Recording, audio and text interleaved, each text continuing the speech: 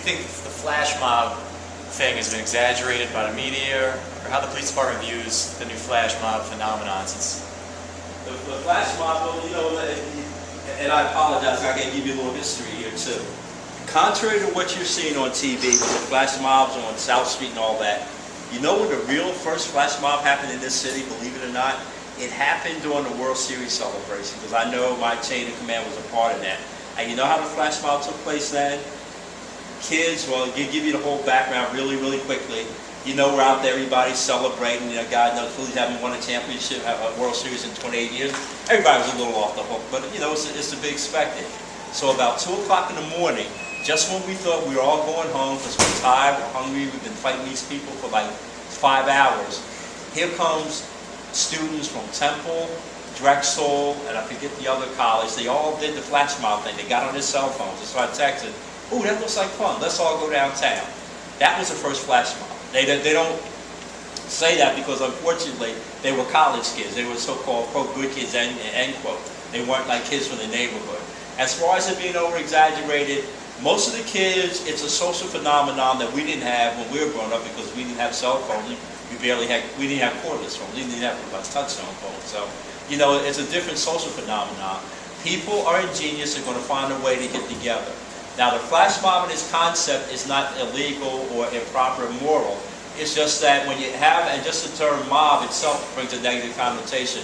When you have people in a mob, you have a mob mentality. 10 people here might go down there because like the guys want to hook up with some girls from out the neighborhood, the girls want to meet guys. All the things we did growing up, we just didn't do it in mass because we didn't have the communication.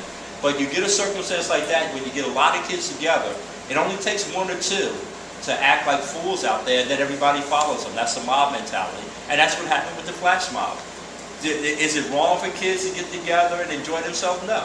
If it's a productive type of circumstance, nothing illegal, nothing wrong. And most of the kids down there, when you had the so-called flash mob, most of them were just down there like in our era. And maybe make an example. When I grew up, for us, it was Belmont Plateau. Every Sunday, you know, you watch the ride up and you go down there and you try to hook up with some girl or something, you know, because you're tired of dealing with the neighborhood girls. So you want to meet somebody new. So you go down there, right?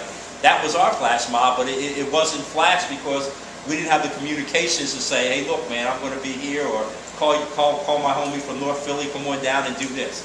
That's the difference today because the communication is different. People can act more instantaneously, and they come.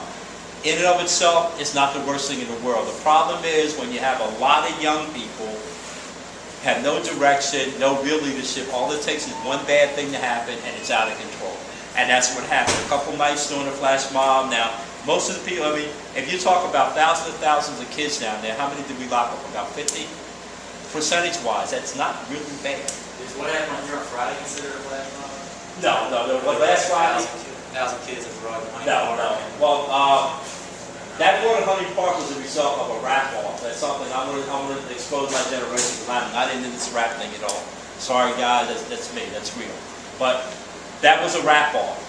And as a result of the rap-off, the loser kind of felt, I guess the word is disrespected. There was some gunplay, and the kids took off from that, and they all congregated at Broad and Hunting Park. Why Broad and Hunting Park? Because it's a big intersection, and it's a transportation hub. We get that every weekend, on some weekends down Center City, and you don't read about it because nothing happens because we have it well policed. But 15th and Market, after the 4th of July, not this year, I went down this year, but last year, we had like 5,000 people at Broad and Market. Not that they were flash mobbing or whatever term you want to call it, because that's where you catch the buses at. So we kind of knew that. But I guess let's just to maybe get back to your question, the potential is bad because you have a lot of people with nothing to do, and it only takes one little spark and it gets out of control. One of the things that I've noticed about that too, now in my generation, and again, you know, not to say we're better or worse, but you know, mom and pop would not let you out if you're 15, 16 years old to go to Broad South at 11 o'clock at night, unless you climbed out the window or something. And you know, when you got home, you paid the price for it, okay? But now with the social mores being a little bit different, there's more freedom. There's more accessibility for kids to go and do that kind of stuff. And understand that most of the kids who come down there, they're for social reasons. They want to meet people. I know there's some social clubs that get together and they have their little contests, who's going to diss who the most or something. But it turns violent because there's nobody controlling it.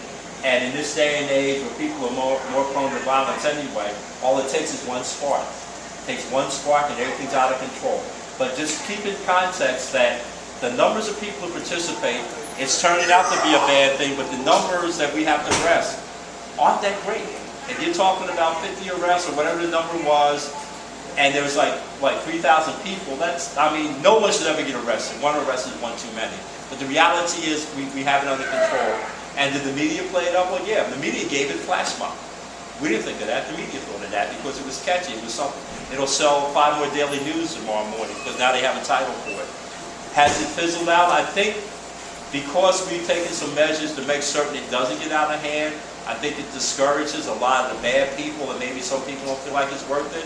And that's a good thing because, again, this is an old city. This city, in my mind, isn't built to accommodate large numbers of people in one place at one time. You're talking, a city that was basically built during the colonial era. So again, there are a lot of logistical reasons why it's not a great thing, but as far as young people getting together, that's going to happen forever. 20 generations from now, I don't know what the term will be, but young people will still figure out a way to get together. So you're never going to stop that.